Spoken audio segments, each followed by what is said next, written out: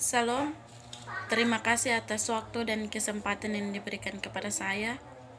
Saya akan mempresentasikan hasil review 5 materi mata kuliah manajemen keuangan sebagai tugas ujian akhir semester. Sebelumnya, izinkanlah saya untuk memperkenalkan diri. Nama Maria Rosari Alfonso, NIM 1919017. Materi pertama, penilaian obligasi. Obligasi adalah surat kontrak utang yang menyatakan bahwa penerbit atau emiten bersedia membayarkan sejumlah bunga dan pelunasan kepada investor obligasi atau surat tanda bukti bahwa investor pemegang saham obligasi telah memberikan pinjaman hutang bagi emiten penerbit obligasi. Beberapa emiten obligasi yaitu 1. Pemerintah pusat, 2. Perusahaan, 3. Pemerintah daerah, 4. Perusahaan atau pemerintah asing. Rating obligasi yaitu sebagai alat untuk mengukur kemampuan dan keinginan emiten dalam membayar bunga dan pokok pinjaman secara tepat waktu sesuai dengan kondisi perusahaan. Peringkat obligasi dikeluarkan oleh lembaga independen yang secara khusus bertugas untuk memberikan peringkat atas semua obligasi yang diterbitkan perusahaan, misalnya Pevindo dan PT Kasnik Kredit Rating Indonesia. Berikut penilaian obligasi. Penilaian obligasi berarti penentuan harga obligasi. Pada penilaian sekuritas, termasuk obligasi, pada umumnya digunakan konsep nilai sekarang atau present value. Dengan prinsip ini, nilai obligasi akan ditentukan oleh nilai intrinsiknya. Nilai intrinsik obligasi bisa diestimasi dengan mendiskonto semua aliran kas yang berasal dari pembayaran kupon ditambah pelunasan obligasi sebesar nilai par pada saat jatuh tempo. Persamaan matematika untuk menentukan nilai intrinsik obligasi yaitu P sama dengan sigma 2N T sama dengan 1 kali CI per 2 per 1 tambah R per 2 T tambah PP per 1 tambah R per 2 kali 2N. Tipe obligasi. Premium bonds yaitu obligasi dengan harga lebih tinggi daripada nilai nominalnya dikatakan dijual pada harga premi. Yield to maturity dari premium bonds adalah lebih kecil daripada tingkat kuponnya. 2. Discount bonds yaitu obligasi dengan harga lebih rendah daripada nilai nominalnya dikatakan dijual pada harga diskon. Yield to maturity dari discount bonds adalah lebih besar daripada tingkat kuponnya. Par bonds yaitu obligasi dengan harga sama dengan nilai nominalnya dikatakan dijual dengan harga par.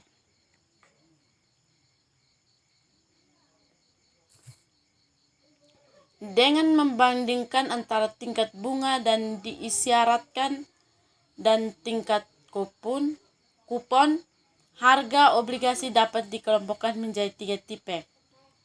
Pertama, jika tingkat bunga yang diisyaratkan sama dengan tingkat kupon, harga obligasi akan sama dengan nilai parnya atau obligasi dijual sebesar nilai par. 2. Jika tingkat bunga yang diisyaratkan lebih tinggi daripada tingkat kupon, harga obligasi akan lebih rendah dari nilai parnya atau obligasi dijual dengan diskon. 3. Jika tingkat bunga yang diisyaratkan lebih rendah daripada tingkat kupon, harga obligasi akan lebih tinggi dari nilai parnya atau obligasi dijual dengan premi. Karakteristik dan jenis-jenis obligasi. Karakteristik umum suatu obligasi meliputi 1. Nilai intrinsik atau nilai teoritis dipengaruhi oleh kupon, waktu jatuh tempo, nilai par atau nilai prinsipal. 2. Tipe penerbitannya. Pertama, dengan jaminan versus tanpa jaminan. Kedua, obligasi senior versus obligasi junior. 3. Bond indentures. 4. Call provision. Jenis-jenis obligasi yang biasa diperdagangkan meliputi 1. Obligasi dengan jaminan. 2. Obligasi tanpa jaminan. 3. Obligasi konversi. 4. Obligasi yang disertai warrant. 5.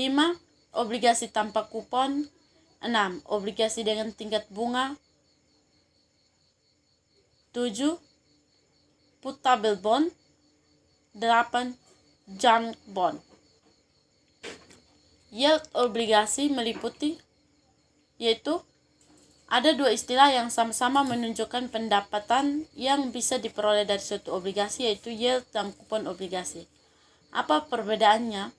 Bunga obligasi merupakan pendapatan yang akan diterima investor obligasi dalam jumlah tetap dan diterima hingga waktu jatuh tempo. Sedangkan yield obligasi merupakan ukuran return yang akan diterima investor obligasi yang cenderung bersifat tidak tetap, tergantung tingkat return yang diisyaratkan investor. Jenis, kegunaan, dan risiko yield obligasi. Jenis dan kegunaan yield obligasi yaitu: pertama, nominal yield, yaitu untuk mengukur tingkat kupon. 2. Current yield, untuk mengukur tingkat pendapatan sekarang. 3. Yield to maturity YTM, untuk mengukur tingkat return yang diharapkan jika obligasi disimpan sampai waktu jatuh temponya. 4. Yield to call, untuk mengukur tingkat return yang diharapkan untuk obligasi yang akan dijual sebelum jatuh tempo. 5. Realized yield, dihitung untuk menggunakan asumsi tingkat reinvestasi dan harga jual obligasi. Risiko dalam berinvestasi obligasi antara lain: yang pertama, risiko bunga dan nominal tidak terbayar. 2. Risiko obligasi sulit dijual kembali. 3. Risiko harga pasar obligasi turun karena kenaikan suku bunga pasar. Contoh, yang pertama, obligasi XYZ akan jatuh tempo pada 20 tahun mendatang. Obligasi tersebut mempunyai par sebesar 1.000 dan memberikan kupon sebesar 16% per tahun. Pembayarannya dilakukan 2 kali dalam setahun. Jika asumsi bahwa tingkat bunga pasar juga sebesar 16%, maka harga obligasi tersebut adalah: penyelesaian P sama dengan sigma 2N T sama dengan 1 kali CI per 2 per 1 tambah R per 2 pangkat T tambah P per 1 tambah R per 2 pangkat 2N sama dengan 40 sigma 40 T sama dengan 1 kali 160 per 2 per 1 tambah 0,16 per 2 pangkat T tambah 1000 per 1 tambah 0,16 per 2 pangkat 40 sama dengan 954 tambah 46 sama dengan 1000, sama dengan nilai par. Dengan menggunakan tabel A1 dan A2 terlampir dalam buku, nilai obligasi XYZ juga dapat dihitung dengan perincian sebagai berikut. Nilai sekarang dari penerimaan bunga 80 kali 11,925 sama dengan 954. Nilai sekarang dari pelunasan nilai par 1000 kali 0,046 sama dengan 46. Total nilai obligasi XYZ sama dengan 1000. Contoh kedua, kita membeli sebuah obligasi dengan nilai par Rp 100 juta dengan harga out diskon 90% dari nilai par sama dengan 90 juta. Maka masa jatuh tempo 5 tahun, obligasi tersebut memberikan kupon tetap sebesar 16% per tahun dan dibayarkan setiap tahun. berapa perolehan yang diterima investor hingga jatuh tempo. Penyelesaian perolehan kupon atau bunga yakni sebesar 16 juta per tahun 16% kali 100 juta selama 5 tahun. Di akhir tahun kelima kita juga memperoleh kembali nilai dari obligasi tersebut yakni 100 juta karena membeli pada harga at diskon 90, maka terdapat juga keuntungan dari nilai diskon yaitu 10 juta. 100 juta atau 100 juta kurang 90 juta.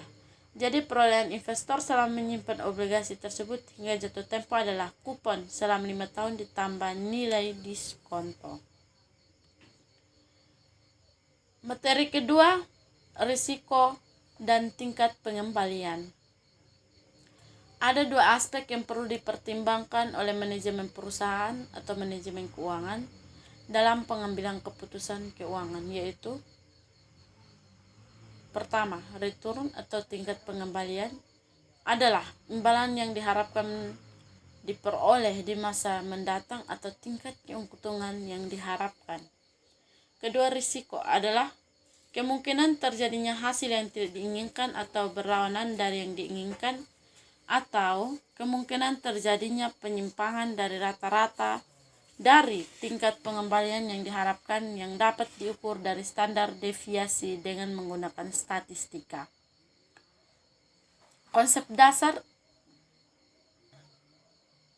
risiko dan tingkat pengembalian yaitu investor menyukai return dan tidak menyukai risiko. Hubungan risiko dengan return yang diharapkan. Hubungan antara risiko dan return harapan merupakan hubungan yang bersifat searah dan linear. Artinya, semakin besar risiko suatu aset, maka semakin besar pula return yang diharapkan atas aset tersebut dan sebaliknya. Kedua, risiko. Estimasi hasil atau cash flow belum tentu sesuai dengan yang diharapkan, yang disebabkan oleh faktor-faktor tertentu yang dapat diramal atau tidak dapat diramal. Risiko aset. Risiko dari suatu aset dapat dilihat dengan dua cara. Satu, dalam basis berdiri sendiri. Risiko tunggal, risiko yang harus ditanggung jika berinvestasi hanya pada satu aset saja, atau arus kas aset dihitung secara terpisah. Kedua, dalam konteks portofolio. Risiko aset dalam suatu portofolio memungkinkan risiko yang harus ditanggung dalam berinvestasi pada sejumlah aset, lebih dari satu aset, atau arus kas dari sejumlah aset digabungkan.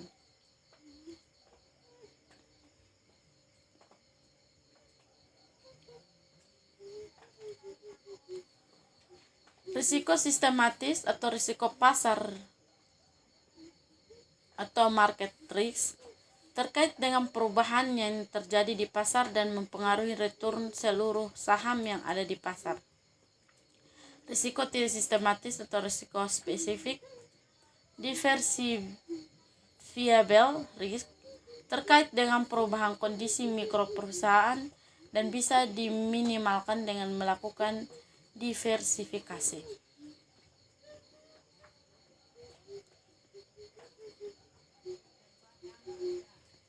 Return aset tunggal dan risiko aset tunggal. Return investasi terdiri dari dua komponen utama yaitu satu, yield, komponen return yang mencerminkan aliran kas atau pendapatan yang diperoleh secara periodik dari suatu investasi. Dua, capital gain atau loss, komponen return yang merupakan kenaikan atau penurunan harga suatu surat berharga, bisa saham maupun surat hutang jangka panjang, yang bisa memberikan keuntungan atau kerugian bagi investor. Return total investasi dapat dihitung sebagai berikut. Return sama dengan capital gain tambah yield. Berikut 3 cara pengukuran risiko tunggal, yaitu return yang diharapkan merupakan rata-rata tertimbang dari distribusi probabilitas. R sama dengan sigma RI kali PI pangkat N. I sama dengan 1. Deviasi standar return untuk mengukur kerapatan distribusi probabilitas. Koefisien variasi jika terdapat dua pilihan investasi, yaitu A dengan return yang diharapkan lebih tinggi dan B mempunyai deviasi standar lebih rendah, CV sama dengan KV sama dengan Q per R. KV menunjukkan risk per unit of return dan memberikan ukuran risiko yang lebih bermakna ketika dua alternatif memiliki ekspektasi tingkat pengembalian yang tidak sama. Berikut investasi portofolio. Portofolio merupakan suatu kombinasi dua atau lebih investasi. Contoh portofolio Tuan A terdiri dari saham Telkom, saham Indosat, saham Indofood. Tujuan portofolio tersebut meminimumkan risiko dengan cara diversifikasi. Aset dalam suatu portofolio lebih kecil risikonya dibandingkan jika aset itu hanya dipegang tunggal. Dari kacamata investor yang terpenting adalah return dan risiko keseluruhan dari portofolio yang dia miliki, bukan masing-masing aset di dalam portofolio tersebut. Oleh karena itu, investor menganalisis bagaimana risiko dan return suatu aset tunggal mempengaruhi risiko dan return portofolio di mana aset itu berada.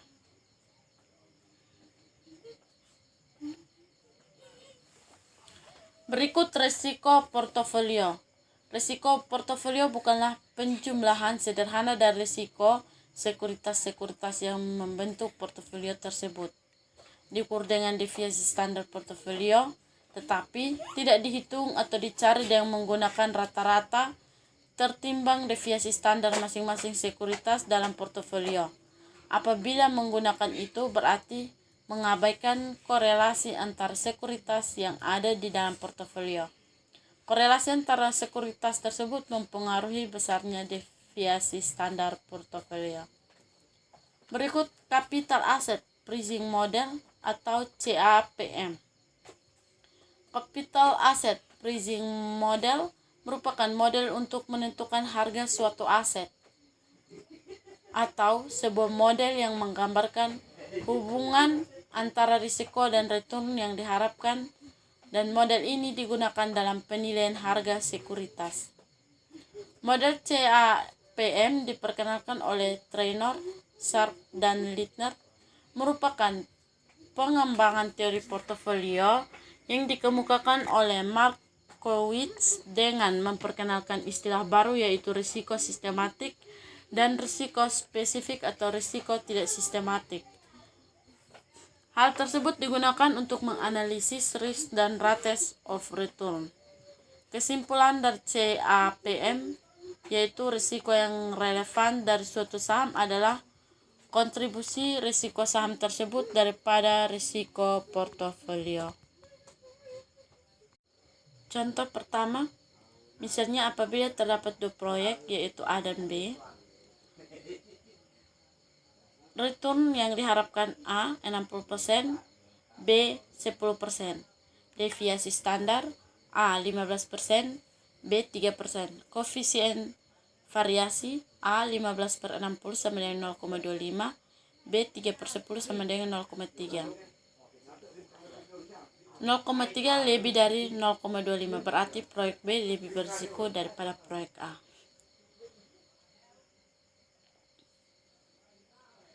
Contoh kedua, PT MTV return yang diharapkan dari obligasi pemerintah adalah 8%, return yang diharapkan portofolio pasar adalah 12%.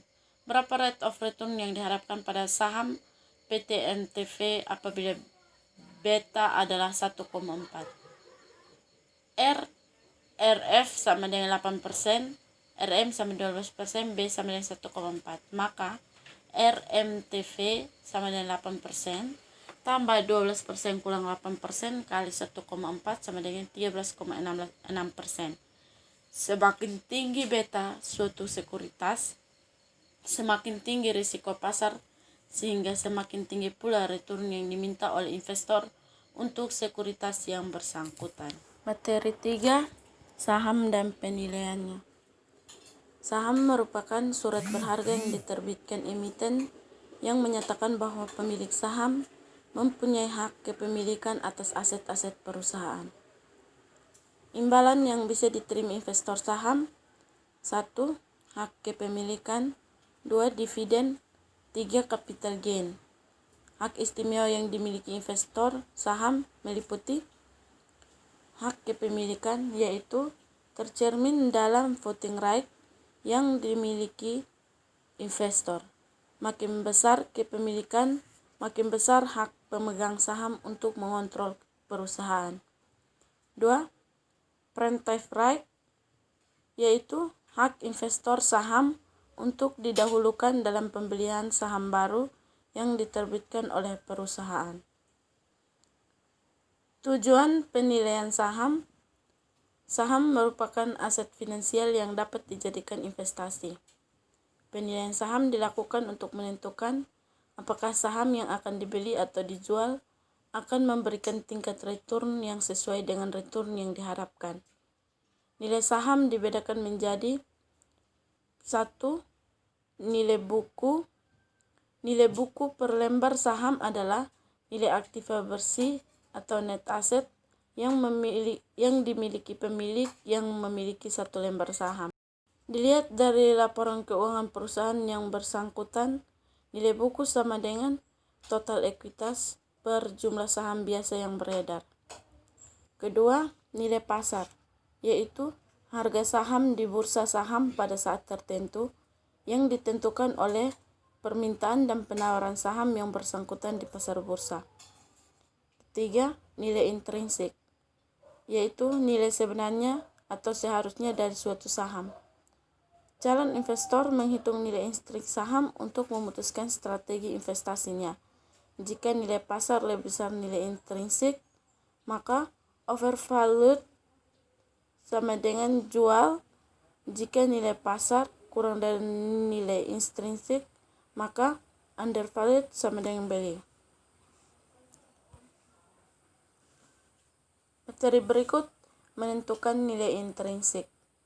Yang pertama, analisis fundamental, yaitu menghitung nilai intrinsik menggunakan data keuangan perusahaan. Tahapan proses analisis top-down meliputi 1.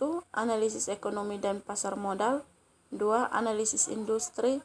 3. Analisis perusahaan. Berikut analisis teknikal, yaitu menghitung nilai intrinsik dari data perdagangan saham atau harga dan volume penjualan yang telah lalu, yang meliputi terdapat pola pergerakan harga saham yang diyakini akan berulang. Menggunakan grafik atau chart untuk menemukan pola penggerakan harga saham. Berikut support level, yaitu tingkat kisaran harga pada saat analisis mengharapkan akan terjadi peningkatan yang signifikan atas permintaan saham di pasar. Berikut resisten level, atau tingkat kisaran harga pada saat analisis berhadap terjadi peningkatan yang signifikan atas penawaran saham di pasar. Analisis ini merupakan upaya untuk memperkirakan harga saham dengan mengamati perubahan harganya di waktu lalu. Analisis ini didasarkan pada argumen bahwa harga saham mencerminkan informasi yang relevan. Informasi yang relevan ditunjukkan oleh perubahan harga di waktu lalu. Perubahan harga saham akan mempunyai pola tertentu dan pola tertentu akan berulang. Alat analisis pada analisis teknikal adalah didasarkan pada grafik atau chart, sehingga pada penganut aliran ini sering disebut chartist. Catatan kritis terhadap analisis teknikal. Pertama, terlepas sejauh mana kita percaya akan pemikiran yang melandasi analisis teknikal, nampaknya jenis analisis ini yang sering dipakai para praktisi di bursa. 2. Dari sisi akademisi, yang jadi pertanyaan adalah, kalau benar pola gerakan harga saham mempunyai gerakan tertentu dan akan berulang, bukankah pola tersebut akan dapat diprediksi? 3. Bukankah informasinya hanya perubahan saham di waktu lalu yang dapat diperoleh oleh semua pemodal? 4. Dengan demikian para pemodal akan bereaksi sesuai dengan prediksi tersebut, sehingga akhirnya pola tersebut akan hilang sehingga tidak berpola lagi. Materi berikut adalah penilaian saham preferen.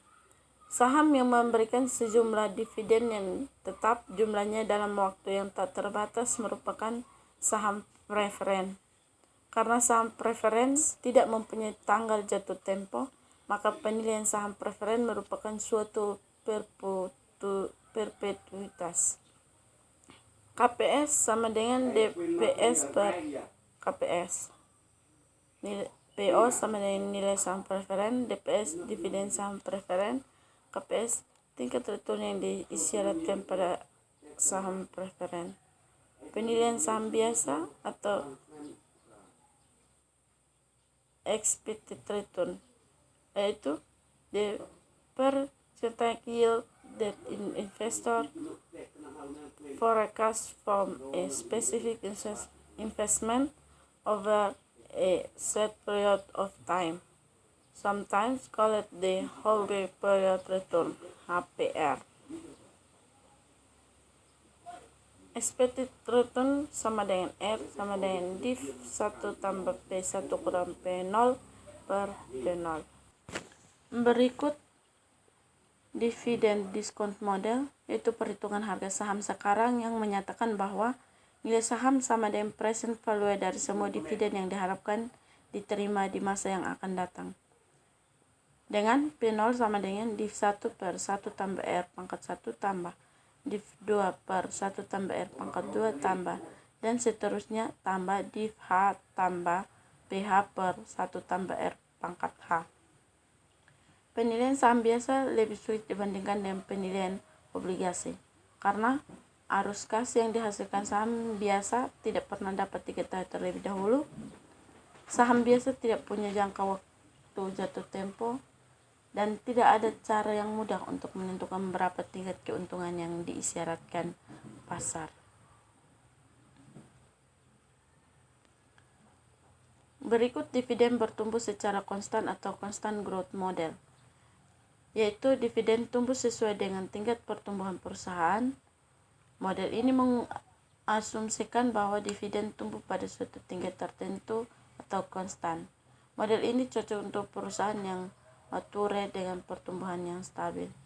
Dengan rumus PO sama dengan P0 sama dengan D0 kali I tambah G per KS kurang G. Berikut langkah-langkah perhitungan non-constant growth, yaitu 1. Menentukan estimasi pertumbuhan dividen. 2. Menghitung present value dividen selama periode di mana dividen tumbuh tidak konstan. 3. Menghitung nilai saham pada periode pertumbuhan tidak konstan. 4. Menjumlahkan 2 dan 3 untuk mendapatkan P0. Warrant dan right issue.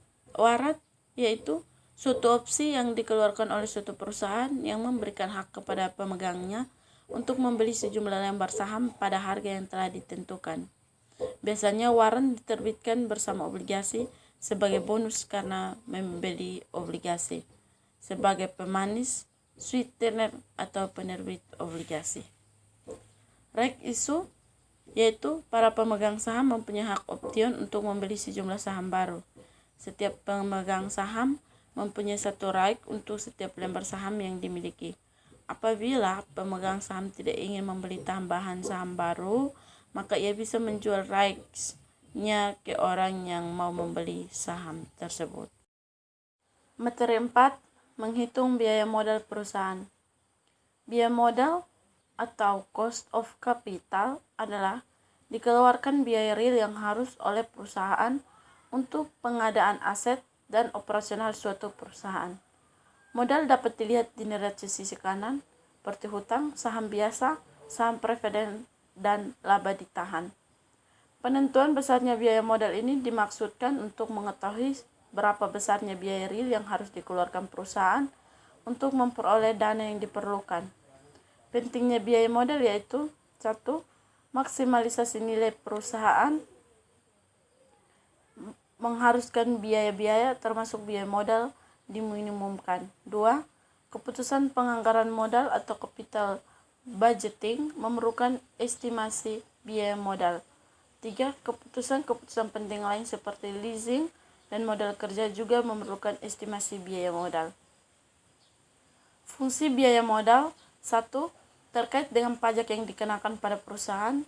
Biaya modal yang dikenakan pada modal pinjaman berbeda dengan biaya modal dari modal sendiri. Konsep perhitungan biaya modal didasarkan pada perhitungan A sebelum pajak, yaitu perlu disesuaikan dulu dengan pajak sebelum dilakukan perhitungan biaya modal rata-ratanya seperti obligasi. 2. Setelah pajak.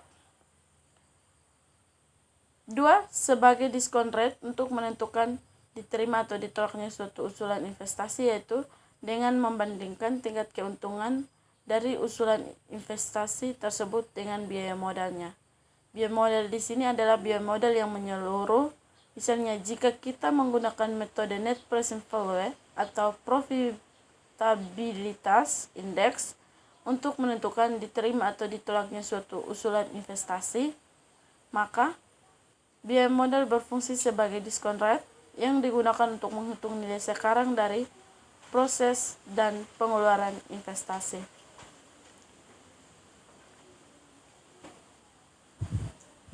Berikut biaya hutang sama dengan KD atau yield to maturity. Biaya komponen hutang yang digunakan untuk kalkulasi biaya modal rata-rata tertimbang. Dalam perhitungan WACC, kita memakai biaya hutang setelah pajak sama dengan KD kali 1 kurang T, di mana T adalah tarif pajak perusahaan. Dengan catatan, penggunaan hutang sebagai modal menurunkan penghasilan yang dikenai pajak karena bunga yang harus dibayar. Karena itu penggunaan hutang dapat mengurangi pajak yang dibayar.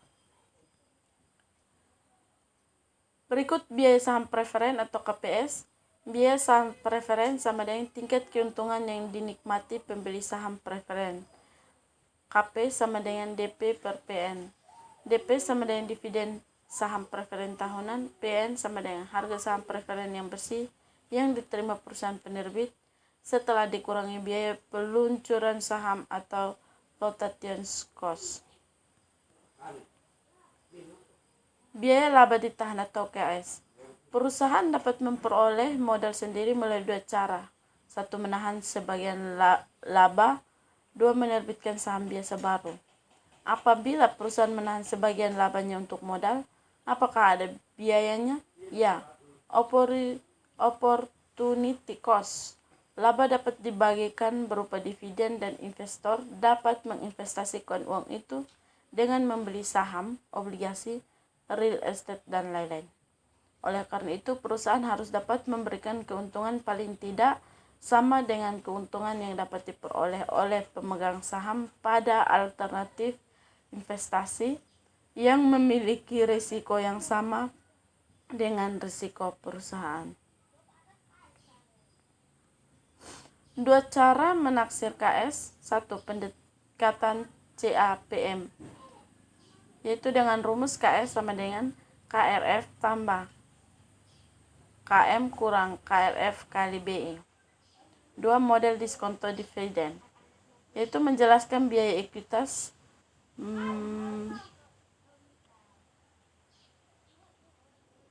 mirip tak diskonto yang menyimbangkan nilai sekarang dari keseluruhan dividen per lembar saham yang diharapkan di mana akan datang, sehingga biaya modal mirip faktor diskonto dari dividen yang ada.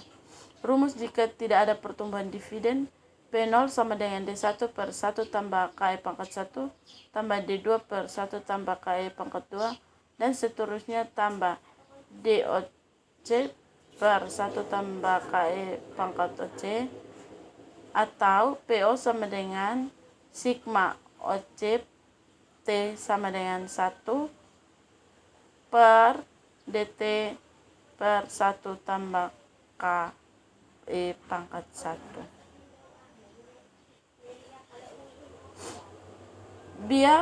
Biaya flotasi, yaitu biaya-biaya yang harus dikeluarkan karena menerbitkan saham baru, contoh komisi pialang.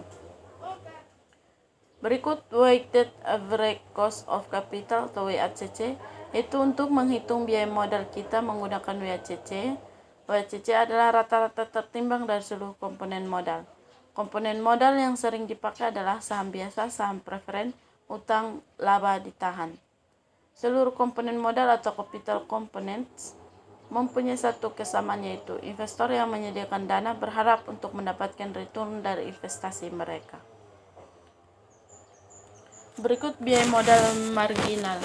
Biaya tambahan untuk setiap unit baru adalah biaya marginal tenaga kerja adalah biaya yang timbul karena menambah seorang tenaga kerja. Contoh, apabila perusahaan menambah 10 orang tenaga kerja, maka biaya marginal tenaga kerjanya mungkin 500.000 per orang. Tetapi bila 100 orang tambahannya, maka biaya marginal ini mungkin menjadi 750.000 per orang karena sulitnya mencari tenaga kerja sekian banyak dengan kapabilitas sesuai kebutuhan. Contoh 1, sebuah perusahaan mempunyai saham preferen yang telah beredar yang memberikan dividen Rp23 per lembar dan harga jual Rp105. Jika perusahaan mengeluarkan biaya lagi emisi saham preferen, maka yang bersangkutan akan terkena biaya pertanggungan Rp2,5 per lembar saham. Berapa nilai saham preferen? KP sama dengan DP bagi PN sama dengan T bagi 102,5 sama dengan 0,224 sama dengan 22,4%. Contoh 2, asumsikan bahwa KRF sama dengan 8%, KM sama dengan 13%, dan BI sama dengan 0,7 untuk sebuah saham. Maka KS adalah KS sama dengan KRF tambah KM kurang KRF kali BI sama dengan 8% tambah 13% kurang 8% kali 0,7 sama dengan 8% tambah 5% kali 0,7 sama dengan 8% tambah 3,5% sama dengan 11,5%. Apabila BI sama dengan 1,8, hit KS sama dengan KRF tambah KM kurang KRF kali BI sama dengan 8% tambah 13% kurang 8% kali 1,8 sama dengan 8% tambah 5% kali 1,8 sama dengan 8% tambah 9% sama dengan 17%. Materi kelima, penganggaran modal, yaitu keseluruhan proses dalam perencanaan dan pengambilan keputusan mengenai pengeluaran dana. Jangka waktu pengembalian dana tersebut melebihi 1 tahun. Menurut Tandelin, tujuan investasi adalah untuk menghasilkan sejumlah uang dan untuk mendapat kehidupan yang lebih layak atau baik di masa yang akan datang. Pentingnya penganggaran modal. 1. Jangka waktu tertanamnya aset yang lama membuat perusahaan perlu memikirkan sumber dana lain bagi kebutuhan yang lain. 2. Investasi dalam aktivitas tetap menyangkut dua hal, yaitu bila investasi yang terlampau besar, akibatnya adalah banyak peralatan yang tidak beroperasi.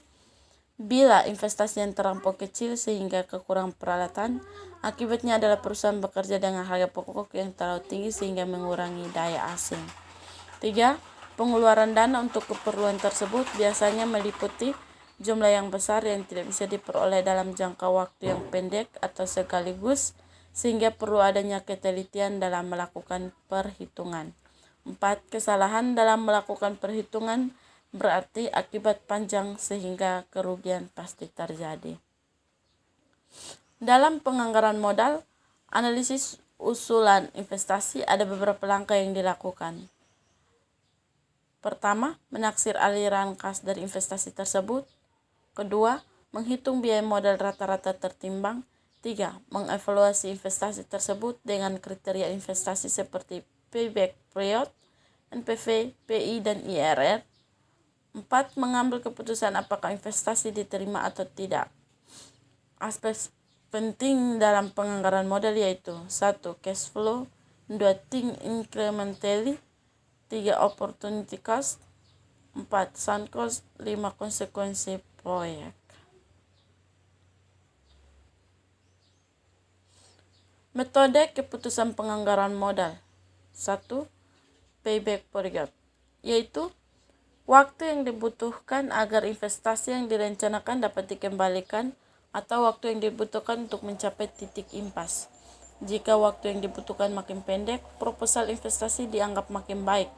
Kendati pun demikian, kita harus berhati-hati menafsirkan kriteria payback period ini, sebab ada investasi yang baru menguntungkan dalam jangka panjang lebih dari 5 tahun.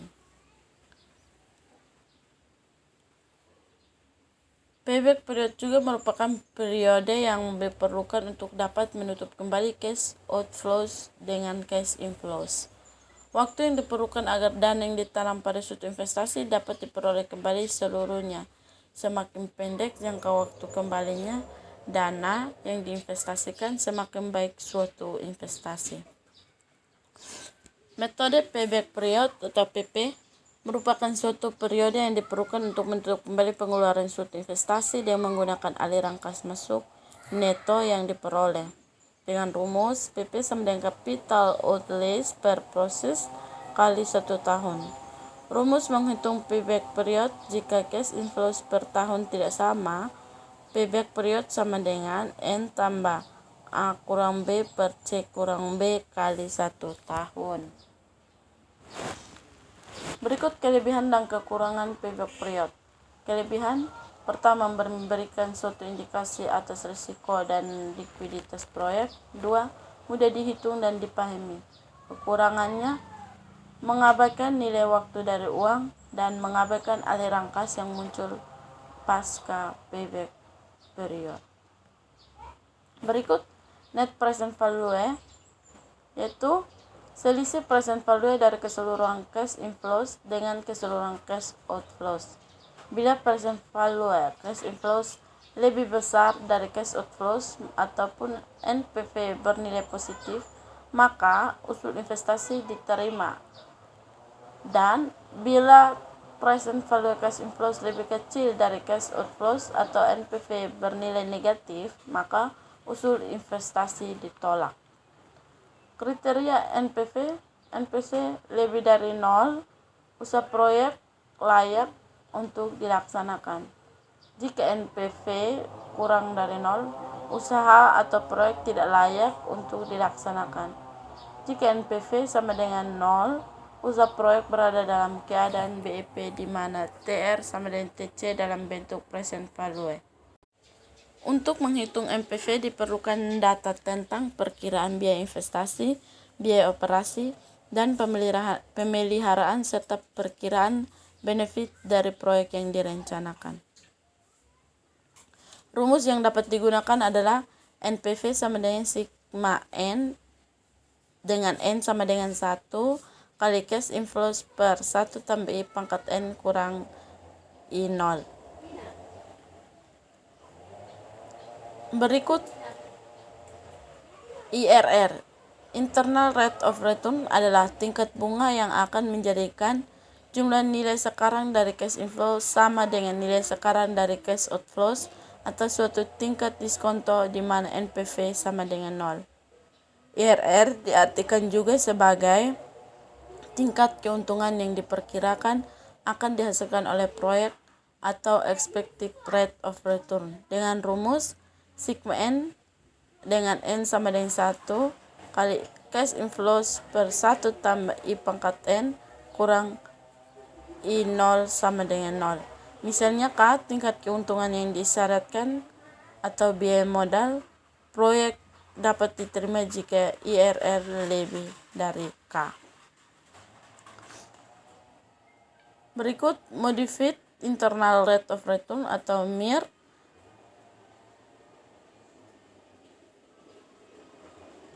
Dengan perhitungannya sebagai berikut. PV biaya sama dengan nilai terminal per 1 tambah MIR pangkat N atau PV biaya sama dengan sigma N dengan T sama dengan 0 kali shift T kali 1 tambah K kali pangkat N kurang T per 1 tambah MIR pangkat N.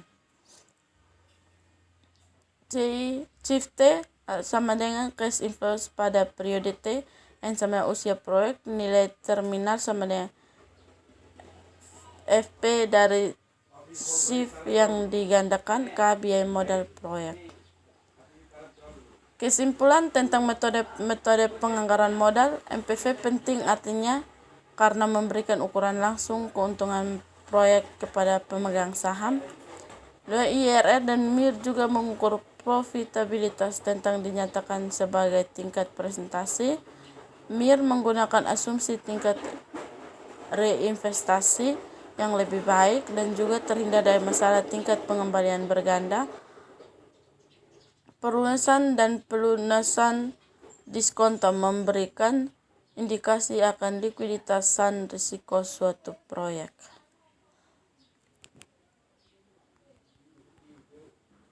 Contoh 1, PT Ultra Maju Jaya berencana membangun suatu pabrik baru di mana jumlah yang harus diinvestasi adalah $1 juta. Adapun proyeksi penerimaan dari usaha tersebut adalah tahun proyeksi cash inflows 1. 500.000, 2. 400.000, 3. 300.000, 4. 100.000. Dihitung IRR dari proyek tersebut jika keuntungan diisyaratkan adalah 12%. Apakah proyek tersebut layak untuk dijalankan? 0 sama dengan 500.000 per 1 tambah I pangkat 1 tambah 400.000 per 1 tambah I pangkat 2 tambah 300.000 per 1 tambah I pangkat 3 tambah 100.000 per tambah I pangkat 4 kurang 1 juta. Untuk menyelesaikan perlu teknik trial and error dan interpolasi. Misalnya jika I sama dengan 14%, NPV sama dengan 8.083. Jika I sama dengan 15%, NPV sama dengan min 8.330. Artinya I yang membuat NPV sama dengan 0 ada di antara 14% dan 15%.